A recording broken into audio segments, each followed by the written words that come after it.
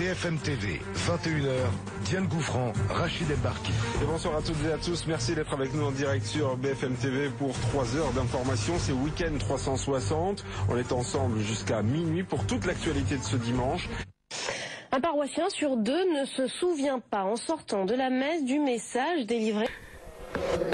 Le sermon, c'est un des temps forts de la messe, le moment où le prêtre explique l'évangile tout en donnant des conseils pour la vie quotidienne.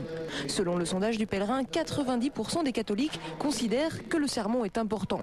Pourtant, à la sortie de la messe, un paroissien sur 2 se souvient de ce qui a été dit. Alors, qu'est-ce qu'un bon sermon? Y a-t-il une durée idéale? Ça dépend beaucoup du prêtre. Là, ici, au Bon Conseil, on est bien servi, donc tout va bien. Ça dépend du message qu'on veut lancer, aussi de l'auditoire, du rapport qui s'instaure entre les prêtres et l'assemblée. 5-7 minutes, c'est bien.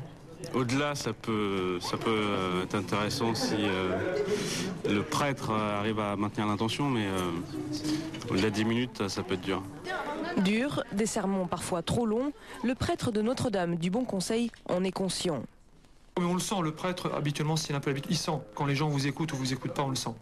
Après, ils peuvent écouter par tenir, mais le but du sermon, c'est pas que les gens après répètent par cœur ce que vous avez dit, mais que c'est toucher qu'il y ait une zone de leur cœur, une sensibilité, qu'il y ait eu quelque chose qui soit passé par rapport à Dieu, par rapport aux autres, et qu'après, il y ait eu un changement de comportement, qu'il y ait une nouvelle attitude, un nouveau regard sur les choses.